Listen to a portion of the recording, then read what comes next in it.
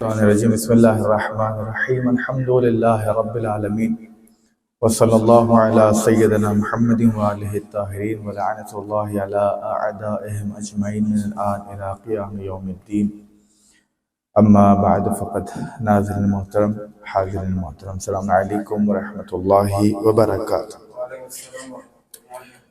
जैसा कि आप जानते हैं कि इसके पहले हमारी जो गुफ्तगू हुई थी वो इस सिलसिले में हुई थी कि नमाज के मुस्तहब्बात क्या हैं और मुफ्तरात नमाज पे सिर्फ गुफ्तगू चल रही थी कि नमाज में कौन से ऐसे अरकान को अंजाम दिया जाए कि जिसकी बिना पे नमाज टूट जाती है। यानी मुफ्तरात नमाज 12 थे, मैंने अर्ज़ किया था कौन कौन से हैं 12, और जिसमें अहम मसला वो जो था उसमें ये था कि सलाम का जवाब कैसे दिया जाए नमाज की हालत में। अगर कोई शख्स नमाज पढ़ रहा है, मस्जिद में अकेला नमाज पढ़ रहा है तन्हा, और एक बंदे खुद दाखिल हुआ ये सोच के दाखिल हुआ कि और लोग भी हैं, बहुत से लोग होंगे, और ऐसे भी कई लोगों की जो है एक आदत सी होती है, चाहे वो आशर खाना हो, चाहे वो मस्जिद हो, चाहे वो इमाम बड़ा हो, जब दाखिल होते हैं तो अस्सलामु अलैकुम व रहमतुल्लाहि व बरकातुहू कह के दाखिल होते हैं।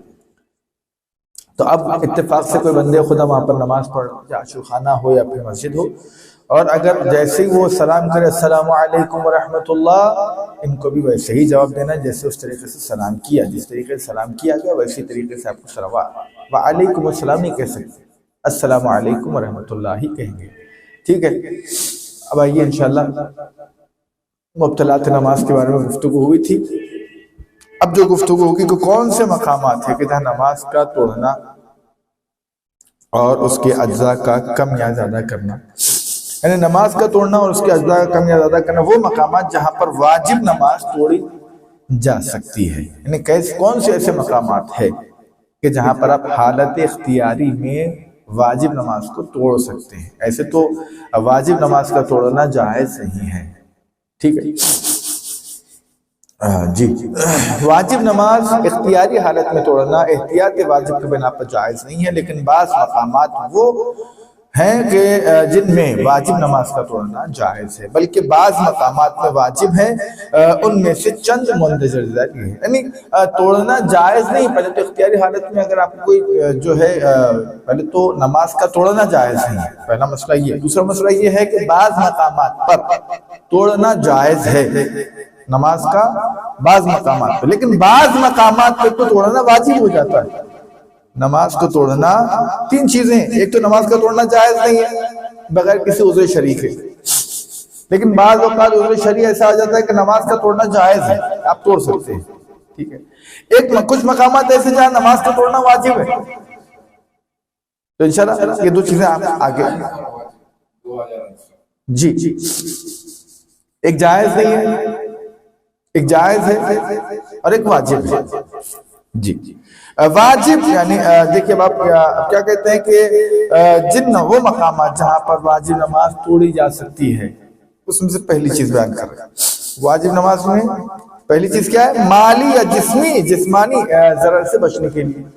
यानी मिसाल के तौर पर आपने अपना पर्स सामने रख दिया तो माशाअल्लाह इला माशाअल्लाह, हाँ 1-1.5 किलो का पर्स था और सामने रख के नमाज पढ़े थे, अल्लाह के घर में कौन चोरा सकता, हुस्न ज़न रखा और नमाज शुरू किया। अब नमाज की हालत में बंदे खुदा ने देखा, अरे नमाज में मुल्ला साहब क्यों हुआ है, बंदे खुदा तो नमाज तोड़ नहीं सकते, लेकिन आहिस्ता आहिस्ता टहलते हुए बाहर निकल कर चले जाते। हाँ, ऐसी सूरत में नमाज तोड़ी जा सकती है। कहाँ तोड़ी जा सकती है? इन मकामात तो तोड़े ना जी जी जी। माली या जिस्मानी, अब देख रहे हैं आप सामने से दीवार गिरने वाली है, आप नमाज पढ़ रहे हैं, सामने से दीवार गिरने वाली, नहीं हटे तो जान चले जाती है, नमाज तोड़ना जरूरी है। वाजिब नमाज माल की हिफाजत और माली या जिस्मानी जरर से बचने के लिए तोड़ना हरज नहीं रखता। अगर खुद इंसान की जान की हिफाजत या उसकी हिफाजत में जिसकी जान की हिफाजत वाजिब है, या ऐसे माल की हिफाजत जिसकी हिफाजत वाजिब है, नमाज तोड़े बगैर मुमकिन ना हो तो लाजिम है कि नमाज को तोड़ दे। पहले ये देखना है कि आपके इस माल की हिफाजत कोई और कर रहा है कि नहीं कर रहा है। यानी मिसाल के तौर पर आप नमाज पढ़ रहे हैं और इत्तेफाक ऐसा हुआ कि आपके सामने से जो बटवा, यानी आपका जो पर्स है वो उठा के जाने लगा था, किसी शख्स ने पकड़ के उसको रोक लिया और इत्तेफाक से आपकी निगाह पहुंच गई कि बंदे ने रोक लिया, हमारे माल की हिफाजत हो गई, आपने नमाज को कंटिन्यू कर लीजिए। नमाज खत्म होने के बाद फिर आप जो है अपना हिसाब छुट्टा करिए, पिटाई करना है पिटाई कीजिए, माफ करना है माफ कीजिए, ठीक है। तो ये लेकिन देखना ये है कि अगर सामने जब देखे कि नहीं कोई नहीं है, हम अकेले, अपनी हिफाजत जरूरी है, दौड़िए, नमाज तोड़ना जायज। दूसरे कहते हैं कि हर दीनी या दुनियावी मकसद जो अहमियत रखता हो, मसलन कहते हैं कि वाजिब नमाज का तोड़ना हर दीनी और दुनियावी गर्ज के लिए तो नमाज गुजार के लिए अहम हो, वसी वक्त में हरज नहीं रखता, अगरचे कि उसके लिए नमाज को ना तोड़ने उस पर कोई जरूरत वारिद न हो।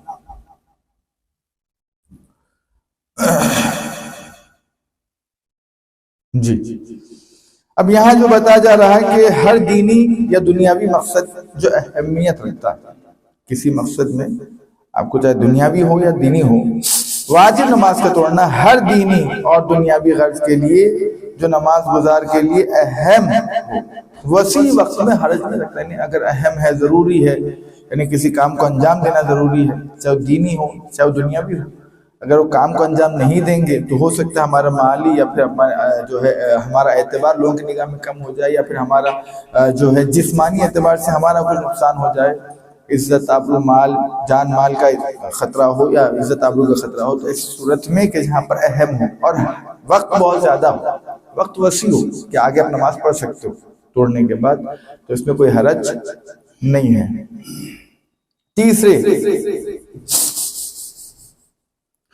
अगर वसी वक्त में नमाज पढ़ने में मशगूल हो और वो शख्स जिसका मखरूज था वो अपने कर्ज का जिसके अदा करने का वक्त आ पहुंचा है मुतालिबा करे, चुनांचे नमाज के दरमियान अपना कर्ज अदा कर सकता हो, तो लाजिम है कि उसी हाल में अदा करे।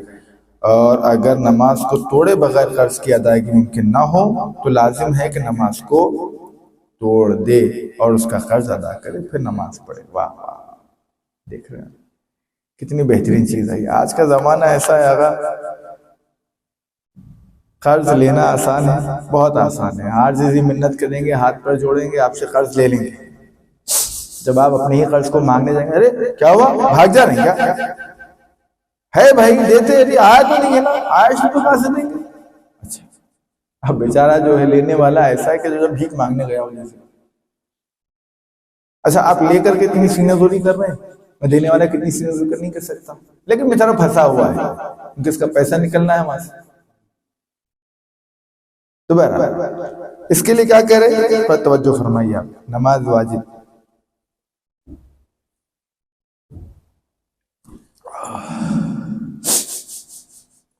कह रहे हैं कि अगर मकरूज आ जाए उससे मैं नमाज पढ़ना, मैं नमाज पढ़ रहा हूँ, नमाज वाजिब, मैं किसी का कर्ज बात करूँ, मिसाल के तौर पर मैं अब्बास भाई का कर्ज मकरूज हूँ, उनको पैसे मुझे देने, वक्त भी वही है कि मैं देने के लिए वादा किया था कि मस्जिद में आइए अब मैं दे दूंगा, मैंने देखा आए नहीं, देर हुई, जब तक नमाज पढ़ लेता हूँ। मैं खड़ा हुआ, अल्लाह अकबर, यहाँ मैंने अपनी क़रात शुरू की, इत्तेफाक से अब्बास भाई को आते हुए देखा मैंने। अगर बगैर नमाज तोड़े हुए मैं अदा कर सकता हूँ तो अदा कर दो, लेकिन अगर नहीं,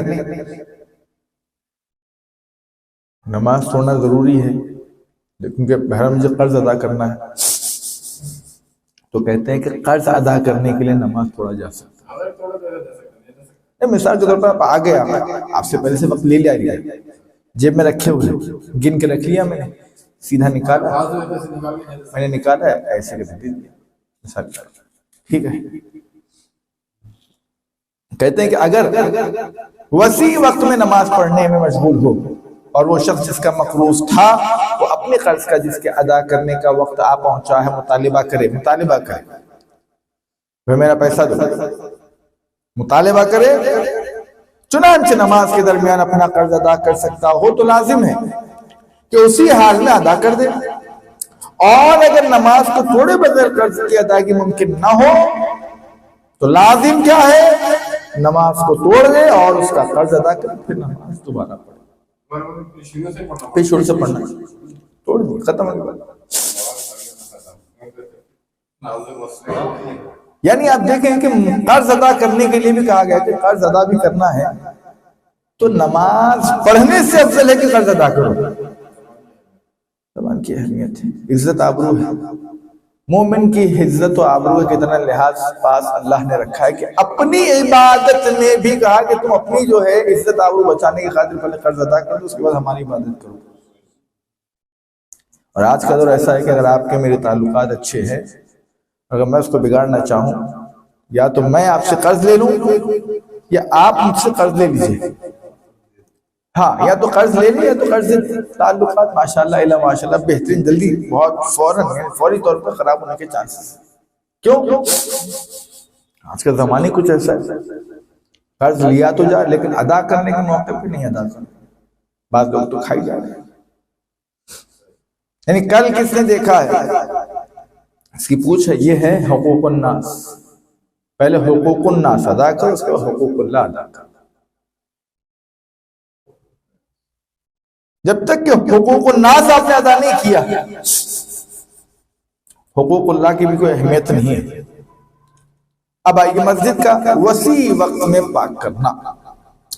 अगर नमाज के दरमियान मुतवज्जे हो कि मस्जिद नजिस है, चुनांचे वक्त तंग हो, तो पहले नमाज तमाम करें, फिर मस्जिद को पाक करें। और अगर वक्त वसी हो और मस्जिद को पाक करना नमाज की शक्ल को खराब ना करता हो, तो लाजिम है कि नमाज के दरमियान पाक करें, तो नहीं हो सकता। और फिर बकिया नमाज को पढ़े।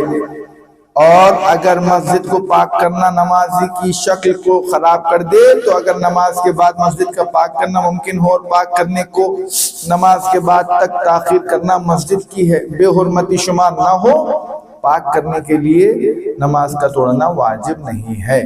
अगरचे जायज है कि, लेकिन अगर नमाज के बाद मस्जिद का पाक करना मुमकिन ना हो, या मस्जिद में नजासत का बाकी रहना और पाक करने में ताखीर उर्फन मस्जिद के लिए बेहुरमती शुमार की जा रही हो, तो लाजिम है कि नमाज को तोड़ दे और मस्जिद को पाक करे, फिर नमाज पढ़े। बहुत बड़ा मसला है जी। कह रहे हैं कि इसके अंदर तवज्जो कीजिए, ये है कि अगर आप नमाज पढ़े, नमाज के दरमियान आपको पता चलेगा मस्जिद नजीस है, आपने देखा कुत्ता है, बिल्ली, बहरहाल या फिर दीगर बिल्ली अपनी निजात को कर चुके, आप नमाज पढ़ते पढ़ते इत्तेफाक से आपको निगाह पड़ गई, वक्त वसी है, अगर वक्त वसी है, यानी अभी आप जो है अव्वल वक्त नमाज पढ़ रहे थे, टाइम तो बहुत है, कब पहले जरूरी है कि नमाज को तोड़ दे। जायज़ है कि नमाज तोड़ सकते हैं आप, पहली फुर्सत में उसको पाक कर। अगर बेहुरमती का सबब नहीं बन रहा है तो आप नमाज तमाम करके भी उसको पाक कर सकते हैं। लेकिन अगर वो निजासत मस्जिद की बेहुरमती का सबब बना है, तो पहली फुर्सत में नमाज को तोड़ दे, उसको पाक कर, पाक करने का फिर नमाज को दोबारा पढ़े। इतना मसला है जी।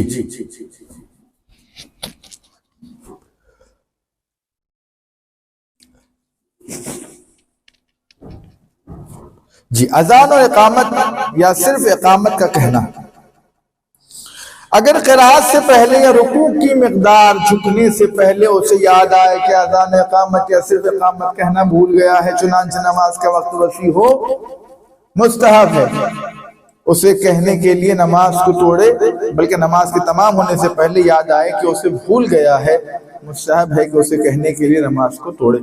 अलबत्ता यह हुक्म एहतियात वाजिब की बिना पर नमाज जमात या जहां पर जानबूझकर तर्क किया है या जहां पर भूल गया था लेकिन नमाज के दरमियान याद आया और ना कहा हो और फिर काबिल तवज्जो मुद्दत के बाद कहने का इरादा किया हो, जारी नहीं होगा।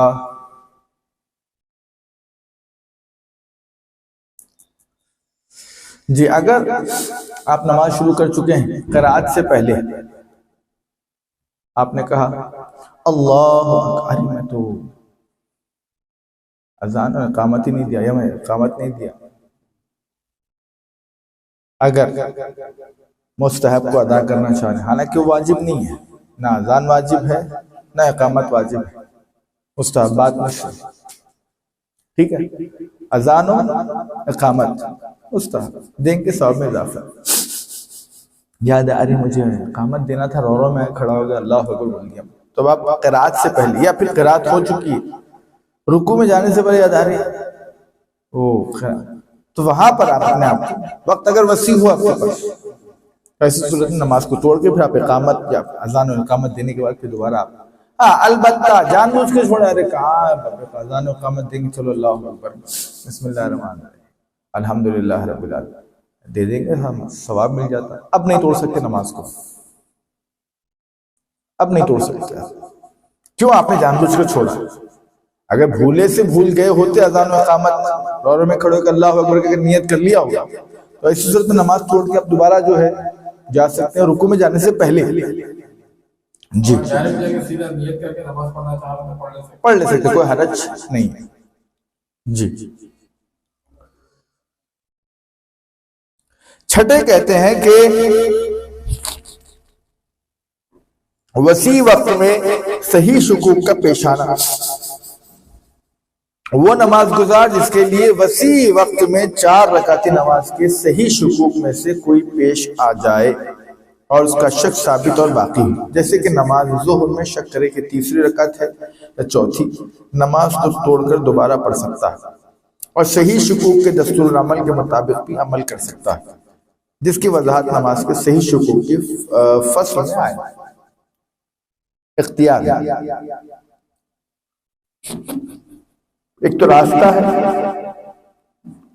इंशाल्लाह आगे बहस आएगी, तीसरी या चौथी में शक हो जाए कि तीसरी है या चौथी है, तीसरी रकात शक हो तीसरी या चौथी है, इस सूरत में चौथी मान के बैठ जाएंगे और 1 रकात नमाज खड़े रह के एक नमाज एहतियात पढ़ेंगे। ये इंशाल्लाह बाद में बहस आएगी, लेकिन यहाँ करें कि जो नमाज आप तोड़ सकते हैं जहाँ पर वो ये है कि आपको शक हो जाए ये तीसरी है कि चौथी है, किसी नतीजे में नहीं पहुंच रहे हैं, तो आप नमाज तोड़ के फिर दोबारा शुरू से नमाज पढ़ सकते हैं, इसमें कोई हरज कोई। जिस शख्स पर नमाज का तोड़ना लाजिम, लेकिन हाँ इस्लाम ने इसको आसान बनाने की खातिर कुछ फॉर्मूले बताए, जो मैंने एक फॉर्मूला पेश किया। तीसरी रकात में शक है तीसरी है कि चौथी है, चौथी मान के बैठ जाएंगे, नमाज खत्म कर देंगे, खड़े होकर नमाज एहतियात पढ़ देंगे। ये बहस आगे आएगी, लेकिन यहाँ जो बयान किया जा रहा है वो यही है कि अगर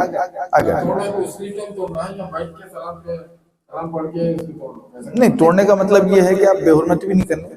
हाँ अलबत्ता जहाँ पर मैंने अर्ज किया कि आपकी जान माल इज्जत आपका खतरा, आप बैठ के तशहहुद सलाम पढ़ते दीवार गिर जाती है या फिर ये कि आपको बटवा लेके भाग जाता चोर, हाथ को नहीं आता उन्हें, आपने जैसे देखा उठाया अल्हम्दुलिल्लाह रब्बिल आलमीन लेके भागा, दौड़ते ले लिए।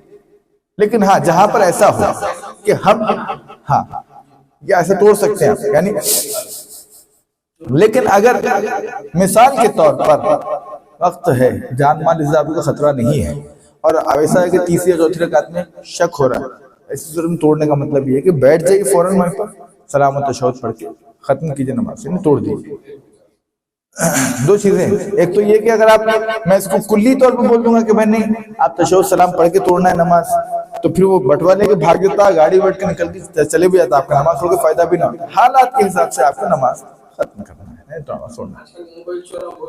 जी देखे तो गैब कर देने, झुके तो गैब होने बची। जी तो बहरहाल ऐसी चीजें चल रही है। जिस शख्स पर नमाज का तोड़ना लाजिम है, अगर नमाज को तमाम करेगा गर्चे उसको मासियत की है, लेकिन नमाज सही है और एहतियात मुस्तहब है कि दोबारा पढ़े। जिस इंसान को नमाज पढ़ना वाजिब है और नहीं तोड़ा, गर्चे उसने मासियत की, मगर एक उसे गुनाह सरजद हो गया, लेकिन नमाज उसकी सही है और एहतियात मुस्तहब है कि दोबारा नमाज पढ़े। एहतियात मुस्तहब है, ये एक इस्तिलाह है, एहतियात मुस्तहब है कि दोबारा नमाज पढ़े। मिसाल के तौर पर यह है कि अलैकुम अस्सलाम, अलैकुम अस्सलाम जी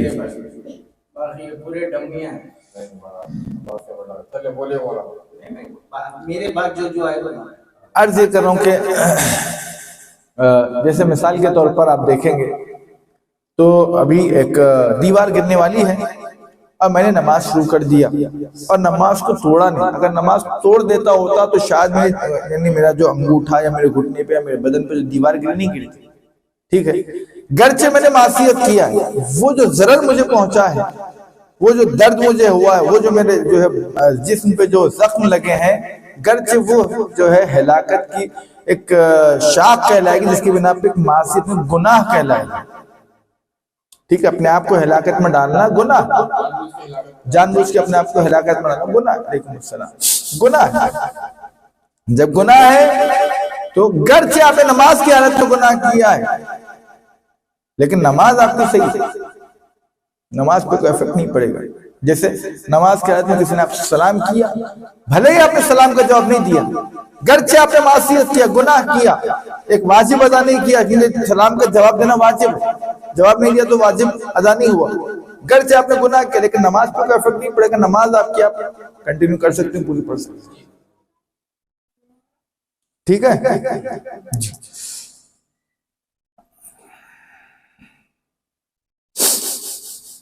जी। आगे एक और मसला है, कहते हैं कि अगर नमाज के वाजिब में से, वाजिबात में से जब भी कोई चीज जानबूझकर कम या ज्यादा करे, गरचे उस हर्फ, गरचे एक हर्फ हो, नमाज बातिल है, अलबत्ता नमाज के अस्कार के तकरार करने में। जी, ये मसला पहले गुजर चुका है हमारा।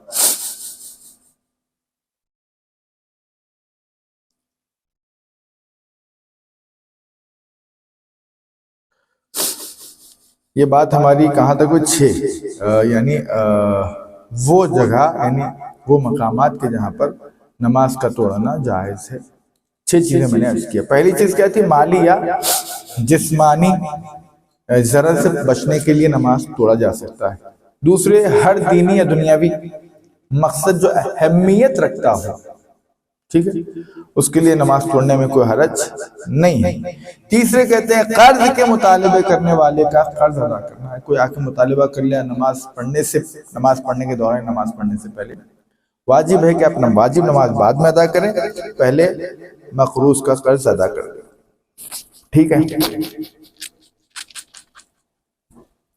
चौथे कहते हैं कि मस्जिद का वसी वक्त में पाक करना, यानी वसी वक्त है अभी, जो है अभी जो है हम अवले वक्त नमाज पढ़ना शुरू किए थे, देखा कि सामने मुतवज्जे हुए तो नजासत पड़ी हुई है, तो जरूरी है कि पहले हम नजासत को पाक करें, अलैकुम अस्सलाम, उसके बाद नमाज को पढ़े। तो ऐसी सूरत में आप नमाज तोड़ सकते हैं और फौरी तौर पर पहले मस्जिद को पाक करें, इसलिए कि मस्जिद का पाक करना वाजिब है, मस्जिद को नजिस करना हराम है। मस्जिद में अगर खून का कतरा भी गिराया अगर और वो जगह पर नजिस किया तो नजिस करना जायज नहीं है, हराम है। जानबूझकर या भूले से, अनजाने में गिर गया तो फौरन पाक कर दे, गुनाह नहीं है। अगर जानबूझ के खून गिराया है या जानबूझ के कोई निजासत गिराई है मस्जिद में, मस्जिद को नजिस करना जायज नहीं है, हराम है। अल्लाह के घर को हराम नहीं कर सकते, नजिस नहीं कर सकते, नजिस करना जायज नहीं, हराम। एक दूसरे, अगर मस्जिद नजिस हो गई है, भले ही आपने नहीं किया, लेकिन आपने ना खून गिरा हुआ, लेकिन आपने देखा कि फला जगह पे मिसाल के तौर पर लैट्रिन नजासत गिरी हुई है, आप पर वाजिब है पहले उसे पाक करें, बाद में नमाज पढ़ें, अगर वसी वक्त हो। लेकिन अगर खुदा ना खास्ता आखिर वक्त पहुंचे आप, जी हो, यानी बिल्कुल दम निकलने वाला है, तो पहले फुर्सत में नमाज पढ़ के अपनी खत्म कर, उसके बाद फिर सफाई करें, पाक कर। अंदाज नहीं करना है। जी, चाहे वो खून हो, चाहे बिल्ली का जो है पेशाब हो या दीगर चीज नजासत हो, अगर उसके जरिए से वो अगर जो है वो नजिस हो चुकी मस्जिद, तो मस्जिद का पाक करना वाजिब। उसके बाद जी, कर्ज का मुतालिबा, लोगों का कर्जा रख लेकर अल्लाह की बात करिए, फायदा नहीं। हुकूक नास पहले अदा करो, बाद में हुकूक अल्लाह को अदा करो। 5, अजान और इकामत या सिर्फ इकामत का कहना। हमने रोना में अल्लाहु अकबर बिस्मिल्लाहिर रहमानिर रहीम का इत्तेफाक ऐसा हुआ कि याद आया क़िराअत खत्म होने के बाद या फिर रुकू में जाने से पहले, तो ऐसी सूरत में क्या करेंगे कि हम जो है अजान भी नहीं दिए, इकामत भी नहीं दिए, अब एक काम करते हैं, कम से कम अजान दे लेते थे या इकामत दे लेते थे, तो वहाँ आप नमाज तोड़ सकते हैं। उसके बाद इकामत और या फिर अजान देना चाहे तो अजान दे सकते हैं। छठी चीज क्या करें, वसी वक्त में सही शुकूक का पेश आना। सही शुकूक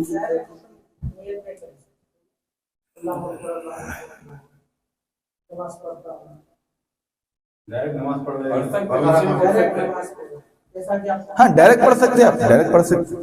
लेकिन बाज़ अफराद ये होता है कि बाज़ औक़ात ये होता है कि भाई मुस्तहब्बात, इस्लाम ने फरमाया कि अजान देने वाले को अगर अजान देने का सवाब पता चल जाए तो एक दूसरे को कत्ल करके अजान देंगे।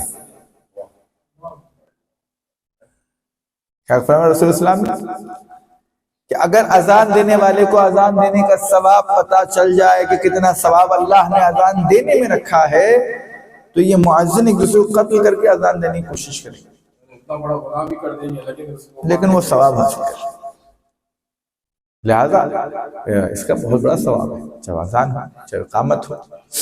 मुस्तहब्बात से है, मुस्तहब्बात का ऐसे भी बहरहाल जो है अपना एक अलग रोल रखते हैं। जी इंशाल्लाह यहाँ तक हमारी गुफ्तगू हुई है। अब आप हजरात जो भी रोजमर्रा के मसाइल में मसाले दरपेश आए हैं पूछ सकते हैं। इंशाल्लाह आगे की बहस आइंदा की क्लास में आप हजरात की खिदमत पेश करूँगा। मैं आज थोड़ा जल्दी आप हजरात की खिदमत से फारिग हूँगा। जी जी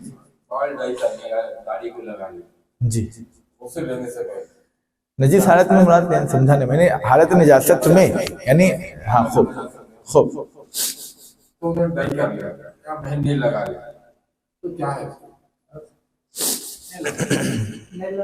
हालत निजासत में डाई लगाना या फिर मेहंदी का जो इंतजाम करना कोई हरज नहीं रखता। नहीं बालों पे कोट आ जा रहा था हाँ लेकिन वो जो आपका जो डाई लगा रहे हैं ना आपको, वो डाई आपका बालों के ऊपर अगर रह रहा है,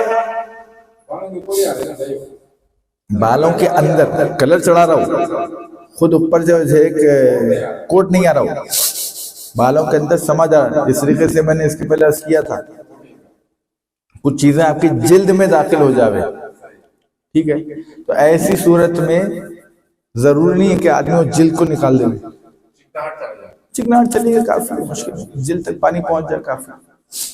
दोबारा नमाज पढ़ने के ताल्लुक से देखा जाए कि जमात में बाजमात जी तो यानी बालिग नाबालिग लड़के के बीच में जब नमाज पढ़ते तो हम पे वाजिब है या दोबारा नमाज? पहली सफ में नाबालिग बच्चे या फिर जो बूढ़े जो बैठ के नमाज नहीं पढ़े, खड़े रह के नमाज नहीं पढ़े, जो बैठ के नमाज पढ़ते उनका पहली सफ में रहना मकरूह। पहली सफ में सिर्फ और सिर्फ पूरे के पूरे क्या है, सही वो सलामती के साथ नौजवान और ढेरों में के लोग खड़े रहे जो खड़े रह के नमाज पढ़ने वाले हैं, और मुसाफिर भी ना हो जिसकी नमाज कसर हो वो भी ना रहे, मकरूह। अच्छा अगर जगह है तो सेकंड जो है सफ में आना हो सकता है कि नमाज के दरमियान कुछ लोग आके फिर वहां पर जो है खड़े हो जाए।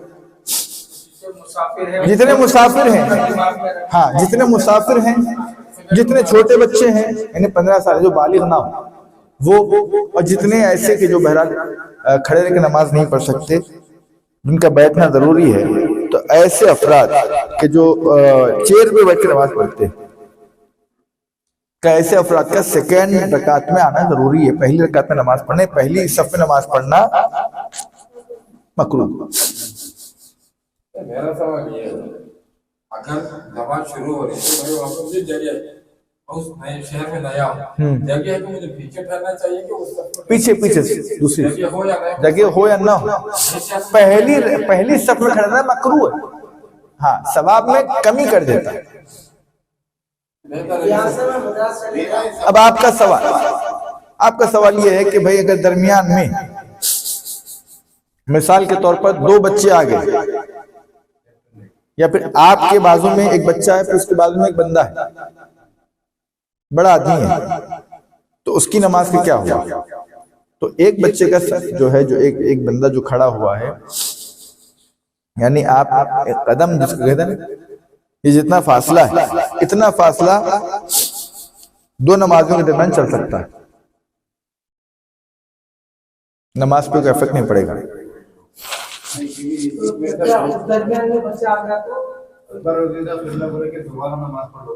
कौन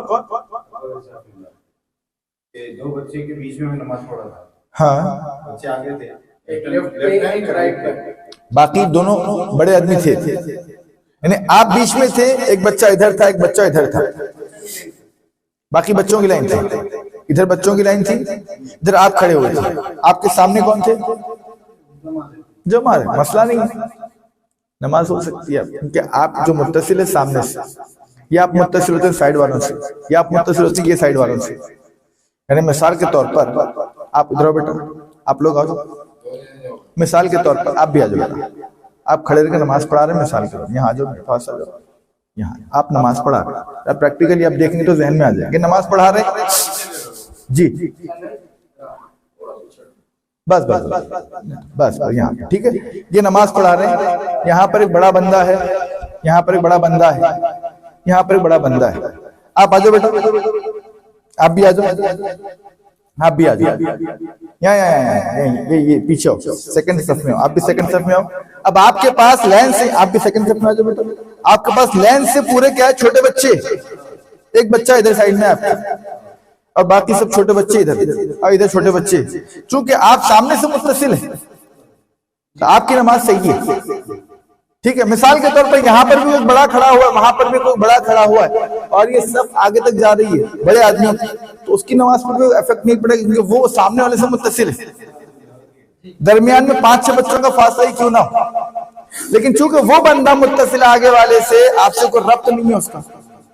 हाँ, अगर यहाँ पर खड़ा है तो उसका आपसे रब्त, अगर आप 2 आदमी से ज्यादा का फासला पड़ गया तो फिर उसका रब्त आगे वाले से हो जाता है, तो नमाज पे कोई इफेक्ट नहीं पड़ता। जी बिस्मिल्लाह, सलवा पढ़िए, अल्लाह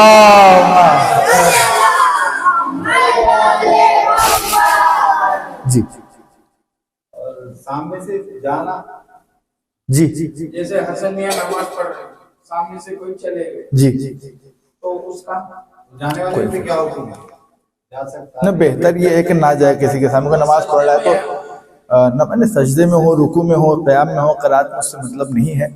मसला ये है कि नमाज जो पढ़ रहा है उसको ऐसी जगह का इंतखाब करना चाहिए कि जो ज्यादा आने जाने वाली, मकरूह वो जगह पे नमाज पढ़ना कि जिस जगह पर ज्यादा लोगों के आरक जारक हो, क्योंकि आपका जहन पूरा वहां ज्यादा कौन आ रहे हैं कौन जा रहे नहीं। आप एक जगह का इंतखाब करें, घर में भी अगर नमाज का इंतखाब करें तो अपना दरवाजा बंद कर दरवाजे के सामने नमाज पढ़ ले, ठीक है।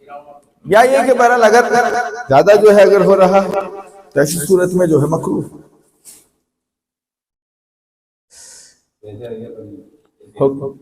जो आप बता रहे थे जी। कि नमाज में जो है किसी का फर्ज जो है अदा करना वाजिब, जब देख रहा सामने वाला नमाज पढ़ रहा, फिर वो मुतालबा करना बेवकूफी की अलामत नहीं है? वो तो है, मगर अल्लाह यहाँ पर देखिए, ये होता तो नहीं अक्सर, ये क्योंकि बंदा देखता है कि भाई बंदा मुतदय्यिन है, नमाज का पाबंद है, तो कर्ज तो अदा करेगा कैसे भी।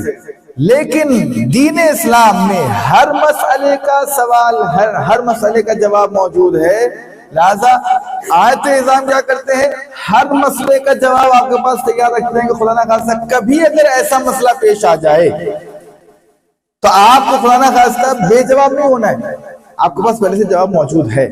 ऐसे तो बहुत रेयर होता है, कोई बंदा देख रहा है कि कितना भी बड़ा जो है बेदीन हो, अगर वो देख रहा है कोई नमाज पढ़ा है, नहीं नमाज पढ़ ले तो नमाज के बाद ले लेंगे अपन, ऐसा होता है। लेकिन अगर एक ऐसा होता है कि उसकी उजलत पसंद हो बंदा, और वो किसी की तौहीन करना चाहता हो कि मैं उसकी तमाम नमाजों के दरमियान उसकी मैं तौहीन कर दूंगा, लिहाजा मैं जाके उसको नमाज की हालत में जो है उससे पूछूंगा, मैं कर्ज पूछूंगा, हाँ, तो ऐसी सूरत में उसकी तौहीन कर दूंगा, 2-4 चुने ज्यादा बोल दूंगा, तो अल्लाह कहेगा नहीं, अपनी इज्जत तो आबरू तुम्हारी हमारी इबादत से बढ़कर है, लिहाजा तुम पहले अपनी इज्जत और आबरू को बचाओ, बाद में हमारी इबादत को अंजाम दो। आपने नमाज भले ही शुरू कर दी और नमाज को तोड़ दो, फौरन पर उसको फर्ज अदा करो, फिर नमाज को अदा करो।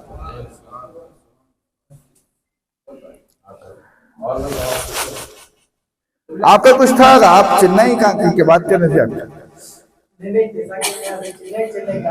जी जी, तो मेरे को नहीं मालूम, पहली रकात में पढ़ लिया, बाद में जब इशा की वक्त में पीछे दूसरी ख्याल आया है, तो उस वक्त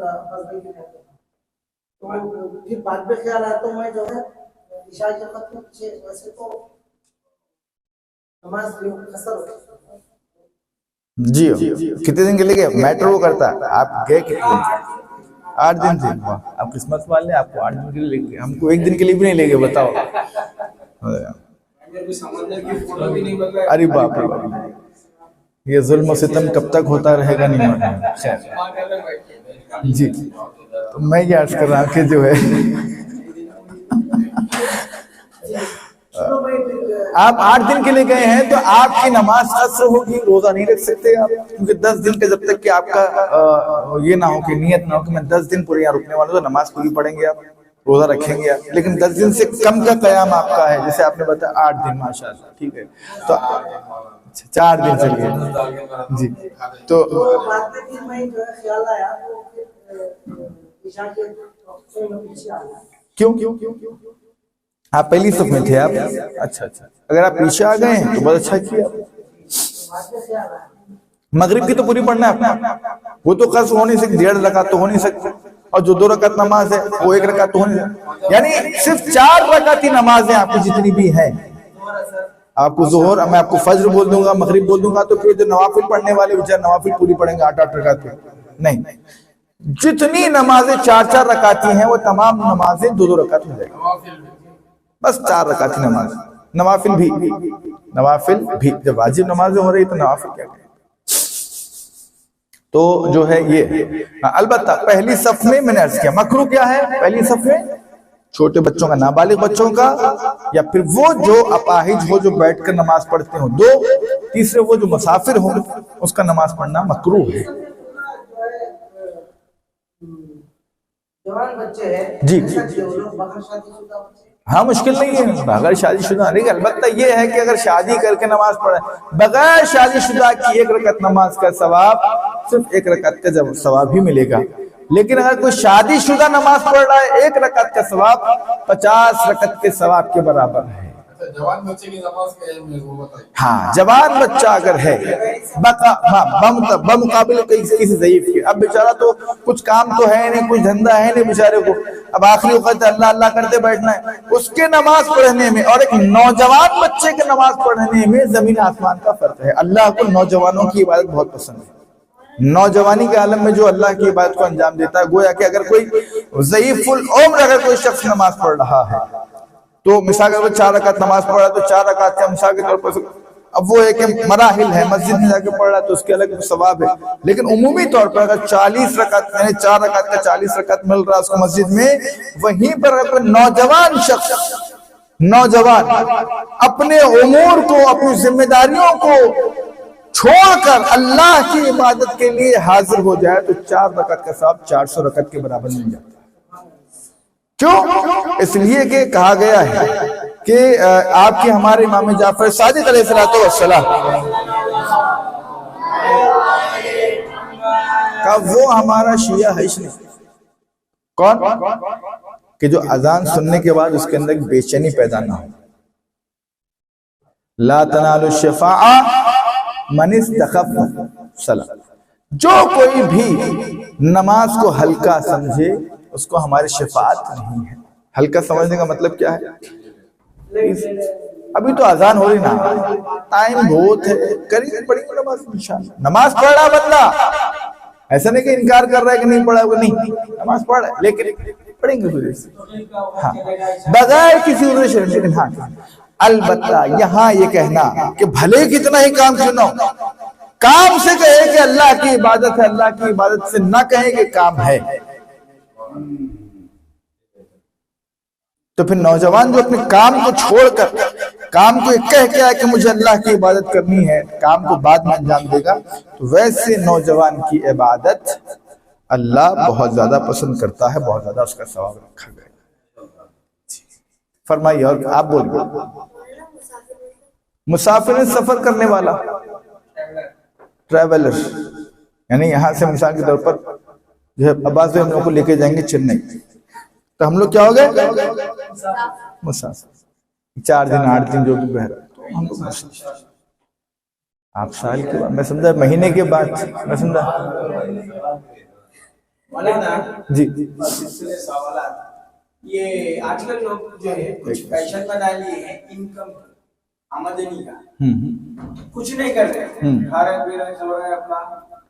एक बीसी चिट्ठियां जिसको कहते हैं, हम्म इसमें 2 वजह की है। हम्म एक वो जो 10 जने मिले 10 का 10 अमानत एक जो दे दी, वो जो है पूरा 10 कंप्लीट है, उसमें ना 1 रुपए का इधर रद्दो बदल ना होता। बास लोग जो है इसको धंधा बना के जो है बोली की चिट्ठी बोलते हैं, बोली जी हराज। अच्छा उसमें ऑप्शन 10,000 की चिट्ठी है सही चीज, तो आप 7,000 देंगे पहली, 3,000 वो अपने यहाँ अपने यहाँ नहीं रखते, वो डिवाइड करते हैं। आप इसको जो है डिवाइड करते हैं। अच्छा किसमें डिवाइड करते हो? 3,000 मेंबर्स में डिवाइड करते हैं। ये मेंबर्स में हो जाता है। अच्छा अच्छा दूसरा वाले ये है कि इसी बीसी के अंदर मैं बीसी दारों ना सबको दलाल वो एक चिट्ठी के पैसे मिल के रख ले रहे हैं, क्या ये जायज है या नहीं? जी, 3 चीजें। एक तो ये कि बहरहाल चिट्ठी डाल रहे हैं आप, जमा करें पैसा, और बगैर कोई एक रुपया इधर उधर हो कि जितना पैसा आपने जमा किया उतना पैसा आपको मिल रहा है। चलिए, एक सवाब का काम ये है। दूसरे सवाब का काम माशाल्लाह ये है कि आपने पैसा जमा किया, और जमा करने के बाद ऐसा है कि जो है वो ऑक्शन होता है जिसमें 10,000 की चिट्ठी को ऐलान किया जाएगा, कौन ले रहे हैं 10,000 की चिट्ठी, 7,000। तो 7,000 मिलेंगे, वो 3,000 जो होते हैं वो 3,000 को 10 लोगों में डिवाइड किया जाता है कि भाई ये तो वो 10 लोग तो 1,000 रुपए के एतबार से 10 लोग के 1,000 रुपए जमा हो, और वो 3,000 में से ये 10 लोगों में मिसाल के तौर पर 300 रुपए उनको उसमें एक्स्ट्रा गए उनको। लेकिन अब ये है मसला कि इसको देने वाला चिट्ठी के उन्वान से दे रहा है या सूद के उन्वान से दे रहा है, देने पे डिपेंड करता है। अगर देने वाला चिट के उन्वान से दे रहा है कि भाई जमा होके मुझे एक रकम मिलेगी, एक मुश्त रकम मिलेगी ताकि मुझे बाद में किसी जो है एक बड़े काम में मैं इसको इस्तेमाल कर लूंगा, तो ऐसी सूरत में उसके लिए कोई हरज नहीं है, इसने कोई पैसा मुहैया नहीं किया। वो जो बंदा दरमियान में जो था जिसने ऑक्शन किया, ठीक है, अब वो अगर पहले से मुअय्यन कर रहा है कि आप मुझे 1,000 रुपए दीजिए, मैं आपको 1,300 या 200 रुपए दूंगा, तो ऐसी सूरत में जायज नहीं है, सूद में शुमार होगा, हराम है। ठीक है। तीसरी चीज ये है कि मिसाल के तौर पर उन्होंने पहले कह दिया कि भाई चिट्ठी डालो, आप सब मिलकर सब 20 लोग 21 लोग हैं, 19 लोग हैं, तो चिट्ठी 20 होंगे, एक चिट्ठी में लूंगा क्योंकि मेरा हक़-उज़-ज़मा, क्योंकि मुझे जाना है, इनसे पैसा वसूलना है, उनसे पैसा वसूलना है, सबसे पैसा वसूल करके मुझे लाना है, मुतालिबा के लाना है, बहुत बड़ी जिम्मेदारी है। तो हाँ, जिम्मेदारी है। तो एक हक़-उज़-ज़मा के उन्वान से अगर पहले से बोल रहे हैं कि मुझे एक चिट्ठी चाहिए, तो लेने में कोई हरज नहीं है, ये हक़-उज़-ज़मा कहलाएगा। क्योंकि आजकल के दौर में क्या मालूम, किसी से पैसा निकालना बहुत बड़ा काम है, जिगर चाहिए। नहीं, ऐसा कुछ नहीं। हाँ, मैंने सुना था, तो मेरा पहले जो है बहुत पहले मैं ये करता था, तो जो है ऐसा सुना था कि मैं बाहर चले गया तो छोड़ दिया। नहीं, चिट्ठी का आप जो है चिट्ठी डाल सकते हैं। इसमें क्या है तो जी। राशि चिट्ठी में जो लास्ट में लेते, लास्ट जी जो 10 नंबर वाला लेता है उसको एक्स्ट्रा पैसे आते हैं। जैसा है अभी 10,000 तो वो भी इन्वेस्टमेंट ही कहलाएगा, क्योंकि वो पैसा कहीं और लगाता होता तो उसको उसका फायदा मिलता, उसका फायदा होता कि नहीं होता, वो पैसा अपने लगा के छोड़ दिया। बिल्कुल, उसको मुजारेबा भी कहते हैं। बिजनेस तो नहीं करे, नहीं, बिल्कुल सही है। मतलब मैं हूँ, एक मिसाल देता हूँ आपको मैं, आपने कहा कि मैं पान शॉप खोलना चाहता हूँ मौलाना, मैं ठीक है, पैसा मेरा, मेहनत आप मेहनत कीजिए, आप पैसा मेरा, मैं घर पे बैठा हूँ खाली, अब आप मेरे को जो है 50% एतबार से ला के दे दें। मेरा बोलने का मतलब ये कि जैसा बिजनेस करे उसमें नफा भी हो सकता है, नुकसान भी हो सकता है। जी हाँ। मगर ये हताश की चिट्ठी का नुकसान का कोई नाम ही नहीं। अच्छा। प्रॉफिट ही चाहिए। अच्छा, उनको किसी भी हालत में लास्ट में उठाने वाला को या प्रॉफिट मिलता ही मिलता, नुकसान उठाने का कोई जरिया वही नहीं। तो वैसी सूरत में क्या है? तो ये क्या पहला पैसा जो है, जो हर्राज की चिट्ठी का जो मसला है, कैसे पैसा मुअय्यन होता है कि मैं आपको इतना पैसा दूंगा? वो नहीं होता, क्यों बोलते, जो हताश करता है वो नुकसान में उठाता है चिट्ठी, उन्हें नुकसान में उठाया कि जो उसका नुकसान होता है वो दूसरों में बढ़ जाता है, वो बढ़ जाता है, तो बाद में जो लेते हैं, लेने वाले पे कोई डिपेंड नहीं है, लेने वाले पे कोई इसका वो नहीं है, क्योंकि वो पहले से मैंने अभी अर्ज किया कि अगर पैसा देने से पहले ये तय हो रहा है कि मैं आपको इतना पैसा वापस करूंगा, इतना पैसा वापस करूंगा, यानी आप मुझे 1,000 रुपए दीजिए, मैं 1,300 आपको दूंगा, जब तक कि ये तय ना हो सूद में शुमार नहीं होगा। अगर ये तय हो गया, समझिए आप, सूद है, हराम है, जायज नहीं, कोई मसला नहीं। हाँ, तो हताश की कोई टाइम नहीं बोले, जितनी चाहे वो नहीं लगाते, अनलिमिटेड रहता है। अनलिमिटेड रहता है। अनलिमिटेड रहता मसला। और कुछ चिट्ठियां जो है जी दूसरे से पहले चिट्ठी में जाएंगे, सेकंड चिट्ठी में जाएंगे, थर्ड चिट्ठी में जाएंगे, उस जगह में हमको अब मिसाल के तौर पर मैंने कहा कि भाई ये मेरे पास रुमाल है, ये बस रुमाल है, मैं आपको 550 में बेचना चाह रहा हूँ।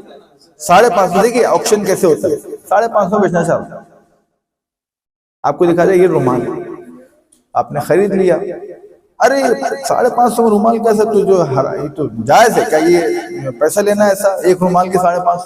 भाई पहले बता दिया गया ये रुमाल है, मैं इसको 550 में बेचना चाहता हूँ, चीज बता रहे हैं। आपको लेना है कि नहीं लेना है वो आपके इख्तियार है। जब आपने आगे बढ़ के ले लिया तो आपको भी। उसी तरीके से ऑक्शन होता है चिट्ठी का, इन्होंने अर्ज किया तो कोई पैसा मुअय्यन नहीं है, वो बाद में कितने की बेच सकता है, वो कितनी में खरीद सकता है, कोई पैसा मुअय्यन नहीं है। ऐसी सूरत में लेने वाले पे या देने वाले पे कोई इसका इफेक्ट नहीं पड़ेगा। अगर वो दे रहा है तो अपना पैसा इन्वेस्ट कर रहा है और उस पैसे को रख के जो पैसा आ रहा है वो जायज है, उसके लिए कोई हराम नहीं। बोली की चिट्ठी में क्या होता है, बगैर पैसे डाले के भाई में चिट्ठी जो भी उठा रहे हैं, हाँ वो शख्स को जो है नुकसान रहता है। ये बोल देते जो भी जानने वाले रहते हैं कि ये 7,000 में जाएंगे, बिल्कुल। मैं अभी उस से यही 6.5 में जाएंगी, आपको लेना। मैंने मिसाल इसी की दिया, इसीलिए अब मैं मजबूर हूँ, मजबूर है आप 6,500 की जरूरत है, ले गया, दूसरों से मांगने से बेहतर ये चिट्ठी उठा लो, बाद में उसको आहिस्ता आहिस्ता मैं अदा करता रहूं, कोई मसला नहीं, उठा सकता है, कोई मसला नहीं इंशाल्लाह। लेकिन अगर उसके अंदर पहले से मुअय्यन हो जाए कि भाई मैं आपको 10,000 दे रहा हूं, आप मेरे को 10,000 के 11,000 या 12,000 रुपए देंगे, तो उसको कहते हैं सूद। लेकिन एक चीज है कि भाई 10,000 है, ये 10,000 है, ठीक है, इसको यानी ये चीज को हम बेचना चाह रहे हैं यानी ज्यादा में, मैंने इसकी मिसाल दिया था आपको रूमाल की, घड़ी की मिसाल देता हूँ। घड़ी है 50 रुपए, लेकिन मैं इसको 250 में बेचना चाह रहा हूँ, किसको खरीदना है? बोले फलाना साहब, आप उठे, वरना मैं ले लेता। बाद में मैंने कहा भाई वो तो बाजार में 50 रुपए की मिल रही है, आपने आके कहा वरना तो बाजार में 50 रुपए की, मतलब 50 की हो या 25 की हो उससे मतलब नहीं है। मैंने कहा मैं 250 में बेच रहा हूं, मर्जी अपने आगे बढ़ के अगर ले रहे हैं इसमें कोई हरज नहीं है। ये है कि मैं 2.25 में खरीदा, 250 में बेचूं, ये हराम हो जाए। इख्तियार आपके ऊपर है ना। नहीं, अगर मैं झूठ बोल रहा हूँ, हाँ, झूठ अगर बोल रहा हूँ मैं मिसाल के तौर पर कि भाई ये 50 की नहीं है, ये 250 की है बोल के बेच रहा हूँ, तो ये जायज नहीं है, मैं तो झूठ बोल रहा हूँ, हराम है, जायज है। लेकिन मैंने कहा भाई मैंने 50 में लिया, 5,000 में बेचना चाह रहा हूँ, कौन लेना चाहता? यानी खुल्लम खुल्ला बातें अपने सामने वाज़े रख दी, तो सामने वाले पे इख्तियार है कि वो चाहे इससे इस्तेफादा करे या इस्तेफादा ना करे। जी हमें 10,000 में लाया, जी जी जी जी जी लाया, लाके मैं जब उसको बोल रहा हूँ कि मैं 15,000 में बेचना चाहूँ, जी तो मेरे को जरूरी नहीं है ना 10,000 में मैं लाया, 15 में आप लोग भाई आप 15 में बेच रहा हूँ, तो सामने वाला खरीदा जी तो मैं तो नहीं, आप किसी चीज को इतना बढ़ा चढ़ा के भी नहीं बता सकते लोगों को। जी, उसकी भी लिमिट है जिसके जरिए से आपका अपना जो है हक़ुल ज़हमा निकल जाए, जिससे आपका नाम नफ़ा आ जाए जिसके अंदर। मिसाल अगर 10 में लेके आया, 11, 11:30, 12 जायज़ है, क्यों? हक़ुल ज़हमा है, वक्त लगाया, पैसा लगाया आपने, फिर जाकर के पेट्रोल खर्च किया, लेकर के आए, या फिर कहीं बाहर से मंगवाया, दुबई से मंगवाया, अखराजात पूरे मिला कर आपने लगा, तो बात अलग है। लेकिन किसी चीज़ को मिसाल 10 रुपए की हमने 100 रुपये बेचना चाह नहीं बेच सकते, जायज़ नहीं, नहीं ले सकते, बिल्कुल सही, बिल्कुल मैक्सिमम। जी बेटा, अगर कोई मुसाफिर है और उन्हें जो है 10 दिन के रास्ते रहेंगे तो उन्हें पहले सब में ठहर के नमाज पढ़ना, परफेक्ट। और उनको तो बाद में जैसे कोई काम आ गया फिर से उनको जाना पड़ा तो पहले सब में उन्हें पढ़े तो आराम हो जाता। नहीं समझा मैं, फिर से बोलिए, दोबारा सवाल करिए आप। मुसाफिर है कोई 10 दिन के वास्ते कहीं गए बाहर, अच्छा। सिटी को, तो जो है सो उन्हें सोच लिए कि 10 दिन के वास्ते हूँ मैं पहले सब में नमाज पढ़ सकता हूँ, बिल्कुल। तो जो है सो फिर बाद में उनको काम आ गया, तो अब उनको याद आया मैं पहले सब में जो नमाज पढ़ा था वो उनके वास्ते फिर हराम हो गई। नहीं, क्योंकि पहले से उनका ये ख्याल था कि 10 दिन रुकना है, तो जितनी नमाज उन्होंने पूरी नमाज पढ़ी है, लेकिन 7वें दिन उनको इस बात का एहसास हुआ कि अब मुझे कल निकल जाना है, यानी 8वें दिन यहाँ से निकल जाना है किसी भी हाल में। तो अब वो जो एक दिन रुकेंगे वो एक दिन में अपनी नमाज जो है वो एक दिन जो नमाज पढ़ेंगे वो बिल्कुल आधी पढ़ेंगे और दूसरी सुबह पढ़ेंगे बस। ठीक है, अच्छा सवाल था। सिलसिले ये नया बिजनेस के अंदर जी जी EMI यानी इंस्टॉलमेंट पे आप जी। चीज खरीद रहे हैं। मैं एक चीज ले लिया 50,000 की, और आजकल मोबाइल का चल रहा 35,000 का मोबाइल या 45,000 का मोबाइल पकड़ लिया, मैं जो है EMI वाले में दिया, अप्लाई करा, 45,000 का मोबाइल ले लिया। लेने के उस चीज को मैं जो है कुछ EMI पे दे करके 35,000 में 10,000 के लॉस में बेच रहा हूँ, क्योंकि आप पैसे नहीं भर रहे, वहां पर कैश नहीं हो रहा। दूसरी EMI पे ले रहे, लेके उसको निकाल रहे हैं आप 35,000 पे। इस मसले से अब वो नुकसान अपना भुगते। तो ये सही है ऐसा करना? देखिए सही तो है, लेकिन अकली एतबार से सही नहीं है। मजहब के एतबार से इसमें कोई इफेक्ट नहीं पड़ेगा कि मजहब के एतबार से कोई हराम कर रहा है, लेकिन जो है खुद इंसान अपने ऊपर जो है नुकसान कर रहा है, खुद अपने आप को जो है एक मुश्किलात में गिरा रहा है कि जहां से मिसाल के तौर 45,000 की चीज यानी 40,000 की चीज थी, EMI पे उठाने की बिना 45 में पड़ी, वहां से 45 में उठाया, फिर उठा के 35 में बेच दिया, 10,000 और कम करके। लेकिन वक्तिया तौर पे ये भी हो सकता है कि शायद वो 35,000 को लेकर के, चूंकि वहां तो पैसा पूरा देना नहीं पड़ा, उसको महीना महीना थोड़ा थोड़ा इंस्टॉलमेंट भरना है, लेकिन ये जो 35,000 एक मुश्त उसके पास आ गए, उस 35,000 से शायद ये जो है इतना फायदा उठा ले। हो सकता है कि 80,000 हो जाए 35,000 के, हो सकता है कि 35,000 के 80,000 भी हो जाए, क्योंकि बिजनेस माइंड जो होता है, लोगों का जो जहन होता है बिजनेस के सिलसिले से, वो ऐसे भी हो सकता है कि भाई हमने वहां से मिसाल के तौर पर हमने 5,000 वहां नुकसान हो रहा है, 10,000 यहाँ नुकसान, 15,000 का नुकसान हो रहा है, लेकिन मैं ये 35 लगा के 80 निकाल सकता हूँ या 80 जब कमा सकता हूँ मैं, तो बहरहाल ऐसी सूरत में वो खुद जो है उसका नफा का भी जिम्मेदार वही है, नुकसान का भी जिम्मेदार वो खुद है। मुश्किल नहीं उठा सकते हैं, ये मसला अलग है। कोई मजबूर है और उसका इंट्रेंस यानी पैसे पैसा तशी करिए आप, 1 मिनट इसकी तशी करिए, क्योंकि आपके पास एक मशीन है, आप नहीं खरीद सकते। जी जी EMI भर के कुछ 12 या 18 इंस्टॉलमेंट में लेना, जैसे अपन पेपर में है, उसके बारे में वही है जो पहले हमारा मसला गुजर चुका है ना, एज इट इज वही मसला है। जरूरत आपको है, नहीं लेंगे तो आप मर नहीं जाएंगे, लेकिन अब चूंकि जरूरत है जिंदगी में, गाड़ी उठाना है, आजकल नया गाड़ी उठाना है, 18,000 डाउन पेमेंट भरना है मिसाल के तौर पर, 1.5 लाख की गाड़ी आपको मिल रही है, 1.5 लाख चाह के भी जमा नहीं कर सकते आप, लेकिन वो बोल रहा है कि भाई ये 1.5 लाख की गाड़ी है, लेकिन मैं 1.5 लाख इन्वेस्ट कर रहा हूँ, तो मुझे इसका कोई रिटर्न तो होना चाहिए ना, लिहाजा मैं 1.5 लाख की गाड़ी मैं 1,80,000 बेचना चाह रहा हूँ। आप लेना चाह रहे हैं क्या? आप राजी 1,80,000 में? बोले हाँ मुझे ऐसा ऐसा देना है, एक 10-20,000 बढ़ के भी अगर जा रहे हैं तो बर्डन तो नहीं पड़ा मेरे ऊपर, महीना महीना थोड़ा थोड़ा करके दे रहा हूँ, कोई मसला नहीं है, तो लेने में कोई हरज नहीं है। जी जिसकी मजबूरी है उन्हें सस्ते में बेच देना, मजबूरी में उसका मजबूरी का फायदा उठाना कितना जायज? न कितना जायज की बात नहीं है इसके अंदर, लेकिन अगर आप सुनिए, अगर आपके अंदर इतनी इस्तिताअत है कि आप देख रहे हैं कि वाकई तौर पर बंदे खुदा मजबूर है, ठीक है, तो आप कोशिश करें कि उसकी मदद कर दें, उसकी मुश्किल को हल कर दें, उसके बाद आप उससे पैसा बाद में ले लें।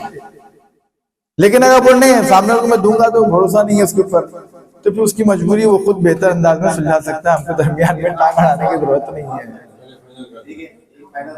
जी दो सवाल है, एक एफडी का और एक सेविंग अकाउंट में जो इंटरेस्ट आता है। इंशाल्लाह सेविंग अकाउंट का जो मसला है मैं इंशाल्लाह अर्ज करूंगा, कुछ बातें बहरहाल हम लोग अर्ज नहीं कर सकते रिकॉर्डिंग में, एफडी का और सेविंग का मैं इंशाल्लाह अर्ज करूंगा इंशाल्लाह। आपका मसला क्या है?